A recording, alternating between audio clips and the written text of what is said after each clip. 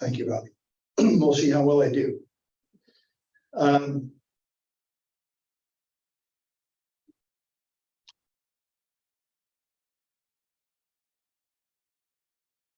everyone.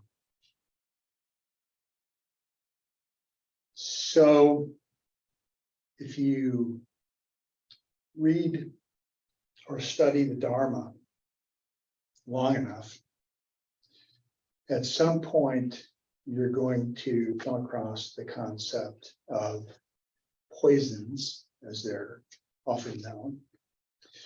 And those are things that cause suffering. And there can be quite a few of them, depending on the type of Buddhism you might be reading about.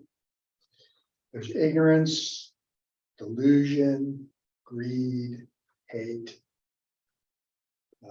really as many as you can think of. And I'm going to talk about two of them in particular that are sort of on opposite sides of the spectrum. One is clinging, which is also referred to as attaching or grasping, and that's holding onto things too tightly. And the other poison is aversion, also known as avoiding, and that's pushing things too far away. And so this seems like common sense. We shouldn't hold on too tightly to things, and we also shouldn't be avoidant. But I have wondered, what do I do with that? What does that mean in practical terms? And how can I apply it to daily life? And so we know two fundamental things about human behavior. One is that we seek pleasure, and the other is that we avoid pain. And we often seek pleasure from things that are not good for us, that are unhealthy. And we also avoid things and that is also unhealthy for us to do. So we often, in the Dharma, we read about, we study what we shouldn't do. And so with respect to these two poisons, I was wondering what I should do. And I've also wondered, what are these things that I shouldn't hold on too tightly to and I shouldn't push away? And so I remember at a time some years ago when I was in a class, and it had nothing to do with Buddhism. And we were talking about how our beliefs show up in the workplace. And part of the discussion was we shouldn't allow our very strongly held beliefs to show up. And I don't mean tell people what they are, but the way we communicate them, either verbally or non-verbally or in our behavior.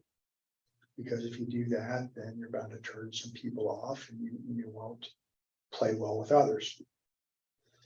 On the other hand, it's unrealistic to think that you can keep your beliefs out of the workplace or really anywhere. And the reality is that we all think and speak and behave in accordance with our beliefs, and we're influenced by them, whether we think we are or not, or whether we think we have a choice in the matter. I don't think we really do, because I think being totally objective is a myth, because you might be able to convince your conscious mind that you're being objective, but your unconscious mind is where all of your strongly held beliefs and experiences, that's where they reside. And they sometimes have a mind of their own. And so you may think you're being objective, but those life experiences of yours are going to come out. And so in this class, we're struggling what do we do? How do we resolve this dilemma? And there was a lot of discussion back and forth. And all of a sudden the teacher just said, time out. He said, all you have to do is hold on loosely. Hold on loosely to your beliefs. Make room for other people's beliefs. And don't try to impose your beliefs on other people. And that sort of stuck with me. A very simple phrase, simple sentence. And so when I came across the Dharma poisons of clinging and aversion, and I thought, all right, what do I do with this? That simple advice just came to me: just hold on loosely. But then again, I thought we need to hold on to some things that are important to us, the things that matter. That's what life's all about. That's what gives our lives meaning. So if we didn't hold on to anything, what would we have? Not much. And so I thought, which I tend to do, I tend to wonder about this stuff and try to analyze it perhaps too much. What are some of the things we can apply this to in daily life? Well, first one that came to mind is money. If I were to think about what money means to me, what I do with it, do I cling too much to it? Do I push it away? That's a good one. Material possessions, my home, my car, my Buddha statues. It can apply to my beliefs, my values, my judgments, my friendships, my relationships, which I'll talk about in a little bit more detail. It can apply also to the 3 jewels that we just talked about. It can apply to your practice. So once I sort of got started making a list, it got longer, and I thought, okay, I can apply this to a lot of things. And so in my own life, I'm on my second career, and I held on for dear life to my first one, and I clung to it, and I was attached to it, and I don't want to let it go for a long time, even though I knew I had to. I knew that it was over. I knew that it didn't bring me any kind of satisfaction. In fact, it made me unhappy. So even though I knew what I had to do, I just really couldn't let go because I had so much invested in it. And if I let it go, then what? That uncertain future can be scary. And so it took me a long time. It was a slow process. There were some painful moments, but eventually I did it. And I sort of got to a place where it's like, okay, you're either going to do this or you're not. And I couldn't stay sort of in the middle. I had to go one way or another. Time was up. And so I said, all right, I'm going to do it. And so I did. And it's a happy ending to it because it was a great thing for me. It was one of the best things I ever did.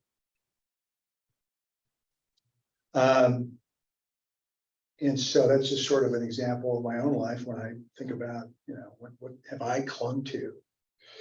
In terms of aversion, I thought of a couple of relatives of mine, both elderly in their 80s.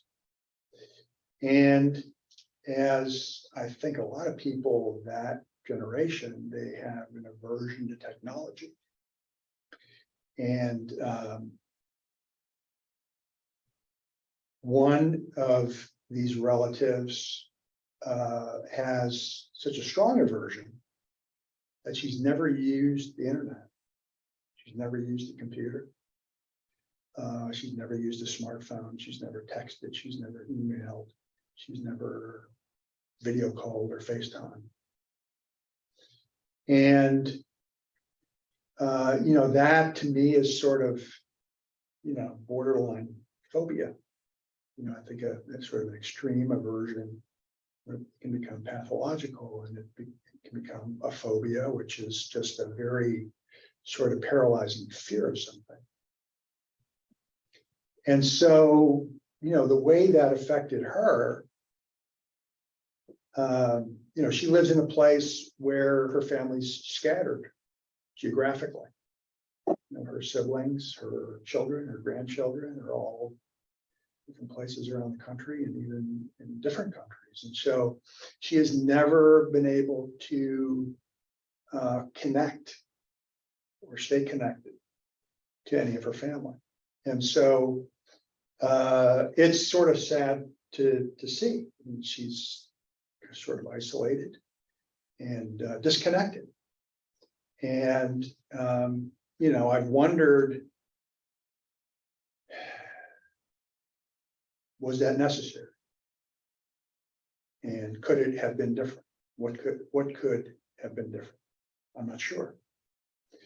My other relative, who's same age, technology is definitely out of her comfort zone, but she forced herself to learn enough about it. She's not, I would say, friendly with it or adept at it, but she's learned how to use the internet, learned how to use a computer, uses her smartphone, she texts, she emails, and she is much more connected to her family now that she's at an advanced age. So just a couple of examples of aversion. Hold on loosely to your relationships.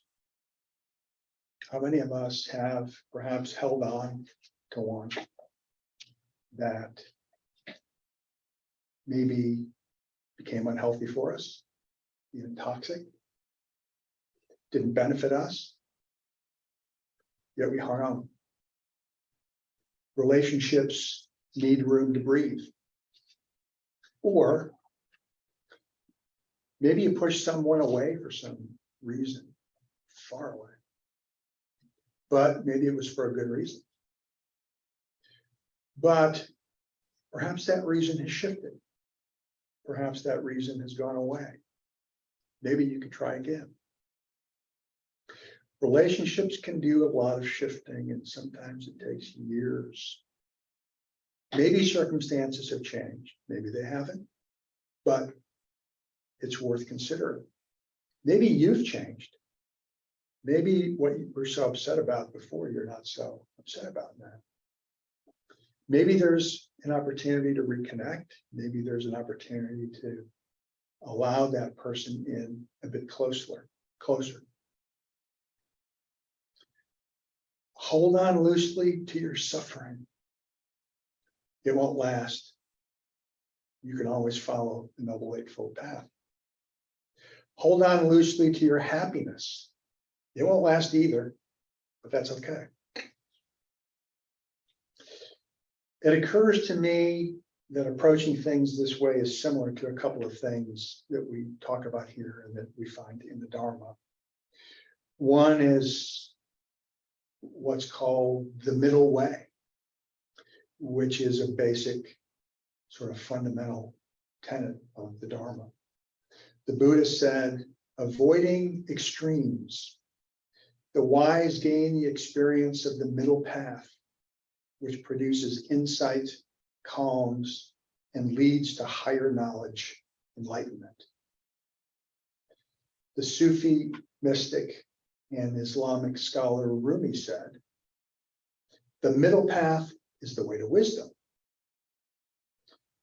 Dharma teacher Jack Kornfield said, The middle way describes the middle ground between attachment and aversion, between being and non-being, between form and emptiness, between free will and determinism.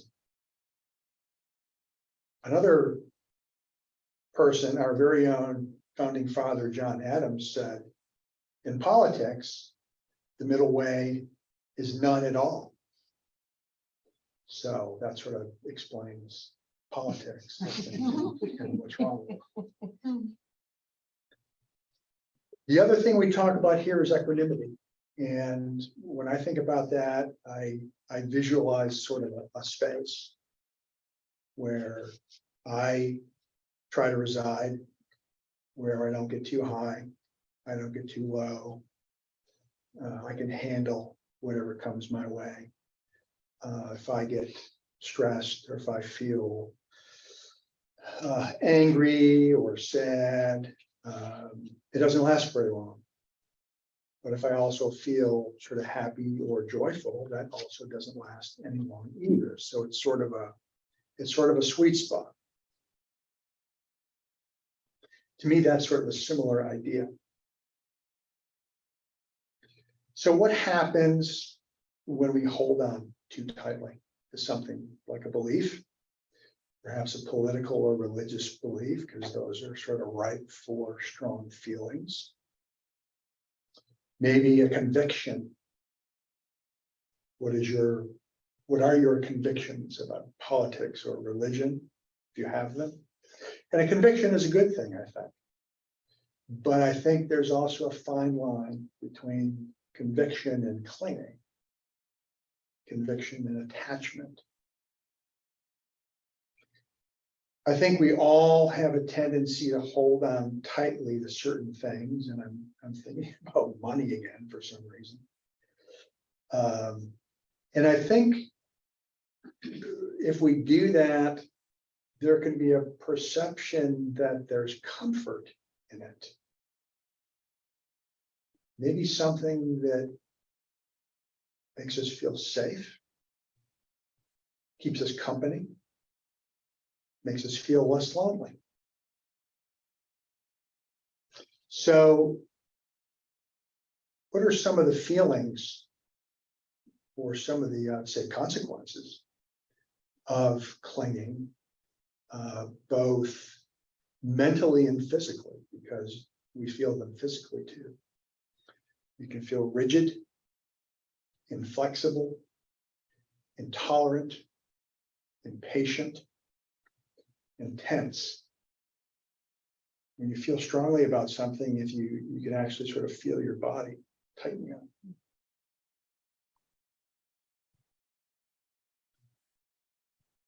What happens when we push away,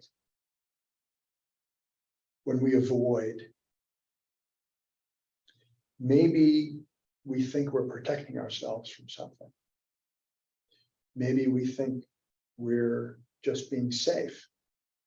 But then again, I think there's a fine line between keeping yourself safe and aversion.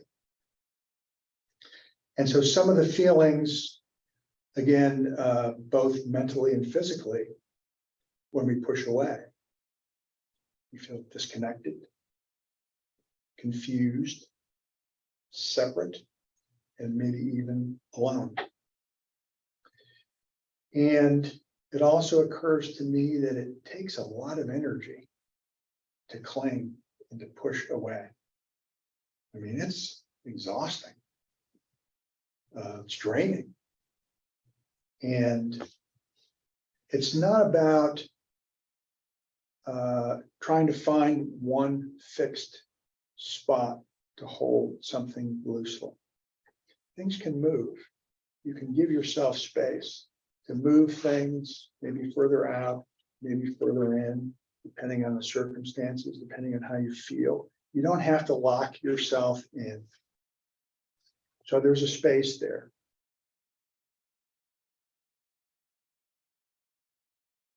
So what happens when we hold on loosely? What happens when we give ourselves that space?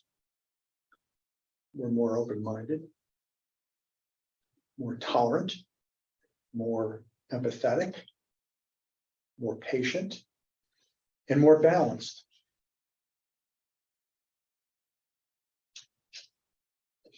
Hold on loosely to your anxiety or your depression.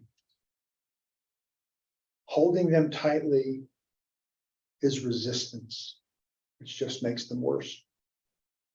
Hold on loosely to your judgments of other people. That's a hard one. That's a big problem today.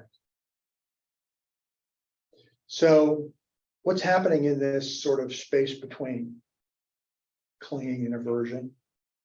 What's going on in this space we're creating for ourselves, this sort of sweet spot that is healthy and helpful for us? What kind of energy are we cultivating? What are we making room for? So a number of things occur to me. One is just air circulation. I mean, give it some air, give it some oxygen. You're probably familiar with a hyperbaric chamber where you go to you sort of sit in a very oxygen-rich environment, and it's used to heal wounds. Literally, wounds heal faster. So give it some air, give it some oxygen. Another thing that occurs to me that happens is perhaps a shift in perspective. Maybe I'll change my mind about that. Maybe what I thought isn't quite as true as I thought it was. Maybe I just want to change my mind. It can be as simple as that. Another thing that happens is self-compassion. I can be kind to myself. I can practice mindfulness. I can realize that I'm human. I'm a member of the human race. I've got room for new information, something new to think about, something new to consider. I also have room for letting go of what doesn't benefit me, what's not healthy for me. I can drop something, just let go.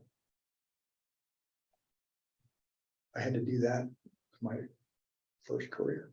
I thought, I'm just letting it go.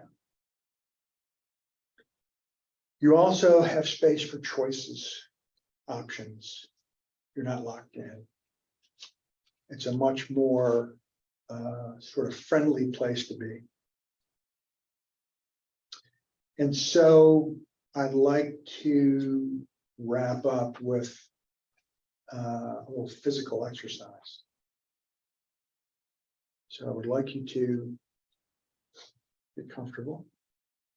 I would like you to wrap your arms around yourself and squeeze as hard as you can and still keep breathing. And I'd like you to notice how that feels. Close your eyes and notice how that feels. The discomfort, the tightness, the constriction, the difficulty in breathing. Now let go. Open your eyes. Breathe. Now I'd like you to put your arms out in front of you. Push. Push as hard as you can. Close your eyes and breathe. Notice how that feels. Push. Arms getting heavy. Getting tired. Shoulders maybe creaking. And relax. Breathe. Now, bring your arms up gently and just let them rest on yourself. Close your eyes and breathe. Notice how that feels. comfortable, safe, secure.